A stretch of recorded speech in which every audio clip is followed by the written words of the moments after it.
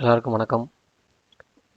இந்த வீடியோவில் வந்து பார்த்தீங்கன்னா எம்எஸ் வேர்டோட முக்கியமான ஷார்ட்கட்ஸ் தான் பார்க்க போகிறோம். இது வந்து ரொம்ப பேசிக்கான ஷார்ட்கட்ஸ். இது கண்டிப்பாக வேர்ட் யூஸ் பண்ணுற எல்லாத்துக்குமே தெரிஞ்சிருக்கணும், சரிங்களா? அப்போ தான் வந்து பார்த்தீங்கன்னா நீங்கள் வேர்ட் யூஸ் பண்ணுறதுக்கு உங்களுக்கு ரொம்ப சிம்பிளாக இருக்கும், சரிங்களா? இந்த வீடியோ வந்து பார்த்தீங்கன்னா Ctrl A to Z அதில் இருக்கிற ஷார்ட்கட்ஸ் தான் வந்து இந்த வீடியோவில் பார்க்க போகிறோம். வாங்க வீடியோக்குள்ளே போகலாம். First shortcuts Ctrl+A. இப்போது Ctrl+A போட்டிங்க அப்படின்னா எல்லாமே செலக்ட் ஆகும். Ctrl+A ப்ரெஸ் பண்ணிங்க அப்படின்னா நீங்கள் எவ்வளோ டைப் பண்ணி வச்சுருக்கீங்களோ எல்லாமே அட் டைத்தில் அப்படியே செலக்ட் ஆகும், சரிங்களா? அடுத்து செகண்டு Ctrl Bன்றது எதுக்கு அப்படின்னு கேட்டிங்கன்னா, இப்போ நம்ம ஒரு லெட்டர் டைப் பண்ணி வச்சுருக்கோம், அதை வந்து போல்டாக காட்டணும் அப்படின்னா Ctrl B போட்டிங்க அப்படின்னா போல்ட் ஆகும். இப்போ நான் வந்து எல்லாமே ஆல்ரெடி போல்டாக வச்சுருக்கேன், உங்களுக்கு தெரியுன்றக்காண்டி. இப்போ இது வந்து அன்போல்டு பண்ணியாச்சு. இப்போது செலக்ட் பண்ணிடுங்க. செலக்ட் பண்ணிவிட்டு Ctrl B கொடுத்தீங்க அப்படின்னா அந்த லெட்டர்ஸ் வந்து போல்ட் ஆகும், சரிங்களா? அதுக்கு தான் Ctrl B. அதுக்கடுத்து Ctrl C எது கேட்டிங்கன்னா காப்பி பண்ணுறதுக்கு, சரிங்களா? ஒரு வேல்யூ நீங்கள் காப்பி பண்ணணும் அப்படின்னா இந்த மாதிரி செலக்ட் பண்ணிக்கோங்க. செலக்ட் இந்த மாதிரி மவுஸை வச்சு கிளிக் பண்ணி ட்ராக் பண்ணிங்கன்னா செலக்ட் ஆயிரும். காப்பி பண்ணுறதுக்கு Ctrl C ப்ரெஸ் பண்ணிங்க அப்படின்னா அது வந்து காப்பி ஆயிரும், சரிங்களா? அதுக்கடுத்து Ctrl Dன்றது எதுக்குன்னு பார்த்தீங்க அப்படின்னா, இப்போ நீங்கள் ஒரு பேராகிராஃபோ இல்லை ஒரு பேராகிராஃபோ ஒரு லெட்டரோ நீங்கள் டைப் பண்ணுறீங்க அப்படின்னா நீங்கள் டைப் பண்ணுறதுக்கு முன்னாடி செட்டிங்ஸை வந்து நீங்கள் செட் பண்ணி வச்சுக்கலாம். அதுக்கு தான் Ctrl D ஃபங்க்ஷன், சரிங்களா? இப்போ பாருங்கள், Ctrl D ப்ரெஸ் பண்ணுறேன். ப்ரெஸ் பண்ணேன் அப்படின்னா இந்த மாதிரி வந்து பார்த்தீங்கன்னா ஃபாண்ட்டுன்னு சொல்லி ஒரு, சரிங்களா, ஒரு பேக்ஸ் வந்து ஓப்பன் ஆகும். இந்த பாக்ஸில் வந்து பார்த்தீங்கன்னா ஹெட்டிங்கு ஃபுல்லாக வந்து பார்த்தீங்கன்னா ஹெட்டிங் நீங்கள் செலக்ட் பண்ணிவிட்டு அது வந்து போல்டாக இருக்கணும், மெட்டாலிக்காக இருக்கணுமா, உங்கள் சைஸ் என்ன வரணும் அதை நீங்கள் செலக்ட் பண்ணிக்கலாம். அதே மாதிரி காம்ப்ளெக்ஸ் ஸ்கிரிப்ட் அது ஹெட்டிங் கீழே வர்றது, சரிங்களா? அது நீங்கள் எப்படி டைப் பண்ணணும் அப்படின்றதையும் நீங்கள் ஆல்ரெடி ஃபுல்லாக செட் பண்ணி வச்சுக்கலாம். இதுலேயே பார்த்தீங்கன்னா நிறையா ஃபார்மேட் இருக்கும். உங்களுக்கு என்ன ஃபாண்ட் வேணும் அதே மாதிரி நீங்கள் ஃபுல்லாக செலக்ட் பண்ணிவிட்டு என்ன கலர் வேணுமோ அந்த கலரும் நீங்கள் கொடுத்துக்கலாம், சரிங்களா? அதுக்கப்புறம் அதே மாதிரி எஃபெக்ட்டு இங்கே இருக்க எஃபெக்ட் ஃபுல்லாக உங்களுக்கு இந்த இடத்துல வந்து காட்டும். நீங்கள் அதை உங்களுக்கு எது வேணுமோ அந்த மாதிரி நீங்கள் செலக்ட் பண்ணி யூஸ் பண்ணிக்கலாம், சரிங்களா? நீங்கள் டிஃபால்ட்டாக முதல்ல செட் பண்ணிட்டீங்க அப்படின்னா நீங்கள் அடுத்து ஈஸியாக டைப் பண்ணிட்டு போயிட்டே இருக்கலாம். அது Ctrl Eன்றது எதுக்கு பார்த்தீங்க அப்படின்னா, இப்போது இப்போ இதை நம்ம ஆல்ரெடி டைப் பண்ணி வச்சுருக்கோம், சரிங்களா? இப்போ இதை வந்து சென்ட்ரல் அலைன் பண்ணணும் அப்படின்னா ஜஸ்ட் Ctrl E ப்ரெஸ் பண்ணிங்க அப்படின்னா சென்ட்ரல் ஆட்டோமேட்டிக்காக அலைன் ஆயிரும், சரிங்களா? அதுக்கு தான் Ctrl E ஃபங்க்ஷன். அதுக்கடுத்து Ctrl Fன்றது எதுக்குன்னு பார்த்தீங்கன்னா ஃபைண்டு, அதான் ஷார்ட்கட்டு, சரிங்களா? அதாவது இப்போ உங்கள் லெட்டரில் வந்து ஒரு 100 பக்கமோ 50 பக்கமோ இருக்குன்னு வச்சுங்களேன். அதில் ஏதாவது ஒரே ஒரு பேரை மட்டும் நீங்கள் போய் தேடணும் அப்படின்னா Ctrl F கொடுத்துட்டு இப்போ நம்ம ஆல்ரெடி உள்ள டைப் பண்ணி வச்சுருக்கிற லைக் அப்படின்றத டைப் பண்ணிவிட்டு நெக்ஸ்ட்டுன்னு கொடுத்துட்டீங்க அப்படின்னா இங்கே பாருங்கள் நம்மளோடது இங்கே தான் இருக்குது, அதை வந்து ஹைலைட் பண்ணி காமிக்கும், சரிங்களா? அதுக்கு தான் Ctrl ஃபைண்டு. அது இல்லைன்னா இப்போ தமிழ் டைப் பண்ணிவிட்டு நெக்ஸ்ட் கொடுக்குறேன். தமிழ் எங்கே இருக்கோ அதை ஃபுல்லாக காமிச்சிட்டே இருக்கும். இந்த இடத்துல இந்த வேர்டில் வந்து ஒரு இடத்துல இருக்குது, அதனால ஒரு இடத்துல மட்டும் காட்டுது. அதுக்கடுத்து Ctrl G. இப்போது Ctrl G ப்ரெஸ் பண்ணிங்க அப்படின்னா இந்த மாதிரி வந்து பார்த்திங்கன்னா ஒரு பாக்ஸ் வந்து ஓப்பன் ஆகும். இதில் வந்து பார்த்திங்கன்னா go-to, அதாவது இப்போ நீங்கள் ஒரு 100 பக்கம் டைப் பண்ணி வச்சுருக்கீங்க அப்படின்னு வச்சுக்கோங்களேன். இப்போ நம்ம 2 பக்கம் தான் டைப் பண்ணி வச்சுருக்கோம்.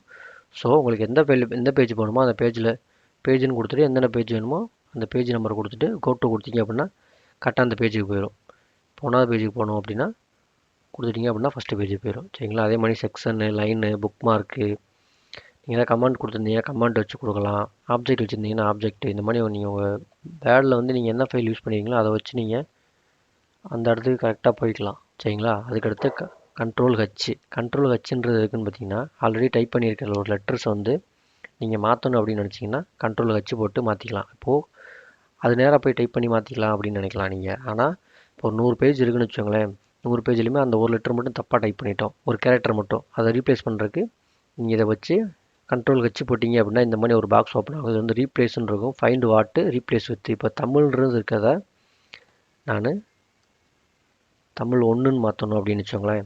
இந்த மாதிரி இங்கே என்ன லெட்ரு வேணுமோ அதுக்கு பதில் என்ன லெட்ரு தப்பாக டைப் பண்ணுவீங்களோ அந்த லெட்ரு, அதுக்கு பதில் என்ன வருமோ அதை இங்கே டைப் பண்ணிவிட்டு ரீப்ளேஸ் கொடுத்தீங்க அப்படின்னா ஒரே ஃபஸ்ட்டு இருக்கிற ஒரு இடத்துல மட்டும் ரீப்ளேஸ் ஆகும்.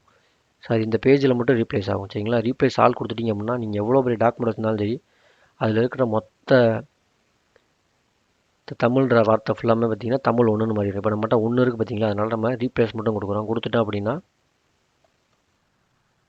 பாருங்களேன், நம்ம ஃபஸ்ட்டு தமிழ் இருந்துச்சு, இப்போ தமிழ் 1ன்னு ஆட்டோமேட்டிக்காக மாறிடுச்சு. அதுக்கு தான் வந்து பார்த்திங்கன்னா Ctrl H ஃபங்க்ஷன். அதுக்கடுத்து கண்ட்ரோல் ஐ. கண்ட்ரோல் ஐன்றது அப்படின்னா எதுக்குன்னா இப்போ நீங்கள் ஒரு வேல்யூ செலக்ட் பண்ணி கண்ட்ரோல் ஐ ப்ரெஸ் பண்ணீங்க அப்படின்னா அந்த லெட்டர் வந்து இட்டாலிக்காக மாறும். உங்களுக்கு தெரியுதுங்களா? இப்போ நார்மல் லெட்ரு, இது வந்து இட்டாலிக் லெட்ரு லைட்டாக சாஞ்சிருக்கும். அதான் வந்து பார்த்திங்கன்னா கண்ட்ரோல் ஐயோட ஃபங்க்ஷன். அதுக்கடுத்து கண்ட்ரோல் ஜே. கண்ட்ரோல் ஜேன்றது எதுக்குன்னு பார்த்தீங்க அப்படின்னா அது ஒரு கேரக்டரில் இப்போ பாருங்கள், நான் இப்போ இந்த இதை செலக்ட் பண்ணியிருக்கேன், லைட்டாக ஜூம் பண்ணிக்கிறேன். நீங்களா இப்போ ஜூம் பண்ணிவிட்டு கண்ட்ரோல் ஜே ப்ரெஸ் பண்ணேன் அப்படின்னா உங்களுக்கு தெரியும். அதாவது இதுக்குள்ளே இருக்கிற ஒவ்வொரு ஸ்பேஸையுமே அதுவே அட்ஜஸ்ட் பண்ணும். தெரியுதுங்களா? அதுதான் கண்ட்ரோல் ஜேவோட ஃபங்க்ஷன். அதுக்கடுத்து கண்ட்ரோல் கே.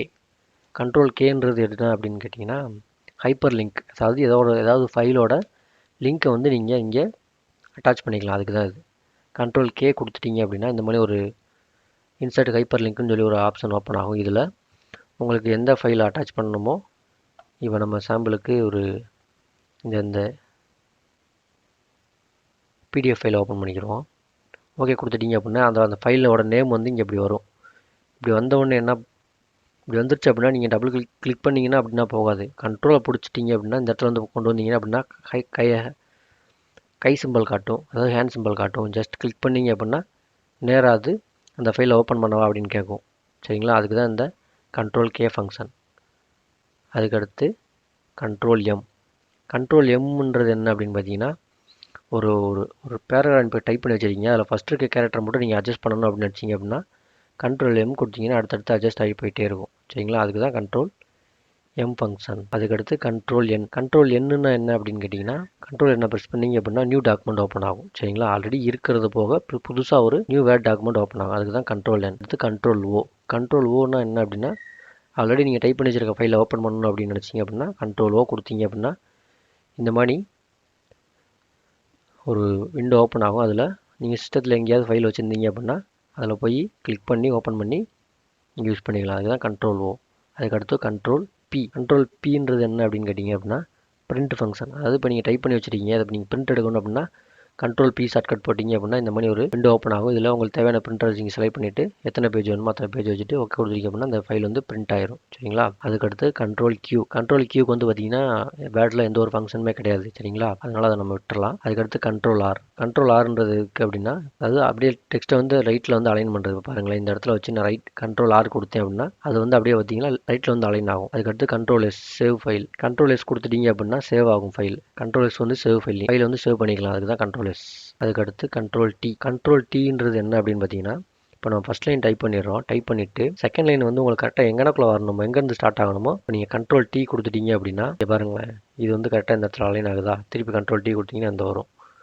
இப்போ இங்கே வரைக்கும் நம்ம செட் பண்ணிவிட்டு இதில் வந்து அப்படியே டைப் பண்ணிட்டே இருக்கும். சரிங்களா? டைப் பண்ணி முடிச்சிட்டிங்க அப்படின்னா இப்போ செகண்ட் லைன் வரும்போது கரெக்டாக இது இருக்கு பாருங்களா, இதுக்கு நேராக தான் வந்து செகண்ட் லைன் வரும். இப்போ பாருங்களேன், தெரியுதுங்களா? கரெக்டாக வந்து செகண்ட் லைன் உங்களுக்கு எங்கேருந்து ஆரம்பிக்கணுமோ அதுக்கு நீங்கள் கண்ட்ரோல் டி போட்டிங்க அப்படின்னா இந்த இடத்துல கரெக்டாக அது மூவ் ஆகிட்டே இருக்கும். அதில் வச்சு நீங்கள் இந்த ஃபங்க்ஷன் யூஸ் பண்ணிக்கலாம். அதுக்கடுத்து கண்ட்ரோல் யூ. கண்ட்ரோல் யூன்றது பார்த்தீங்கன்னா அண்டர்லைன் பண்ணுறது தான். டெக்ஸ்ட்டை வந்து அண்டர்லைன் பண்ணுறது தான் கண்ட்ரோல் யூ. செலக்ட் பண்ணிக்கோங்க. செலக்ட் பண்ணிவிட்டு கண்ட்ரோல் யூ கொடுத்துட்டீங்க அப்படின்னா அந்த வேல்யூ வந்து அண்டர்லைன் பண்ணி காட்டும். அதுக்கு தான் கண்ட்ரோல் யூ. அதுக்கடுத்து கண்ட்ரோல் வி. கண்ட்ரோல் வி வந்து பேஸ்ட் த டாக்குமெண்ட். ஆல்ரெடி நம்ம காப்பி பண்ணுறது எப்படின்னு பார்த்தோம், கண்ட்ரோல் சி. அதை அப்படியே பேஸ்ட் பண்ணுறதுக்கு கண்ட்ரோல் வி. இப்போ நீங்கள் நம்ம காப்பி பண்ணிவிட்டு கண்ட்ரோல் சி கொடுத்து காப்பி பண்ணிவிட்டு கண்ட்ரோல் வி கொடுத்துட்டீங்க அப்படின்னா அது அப்படியே பேஸ்ட் ஆகும். சரிங்களா? அதுக்கு தான் control V function. Control W கொடுத்துட்டீங்க அப்படின்னா இந்த ஃபைல் மட்டும் க்ளோஸ் ஆகும். அதாவது ஃபுல் வேர்டுமே க்ளோஸ் ஆகாது, ஜஸ்ட் இந்த ஃபைல் மட்டும் க்ளோஸ் ஆகும். இப்போ உங்களுக்கு காட்டுறேன்.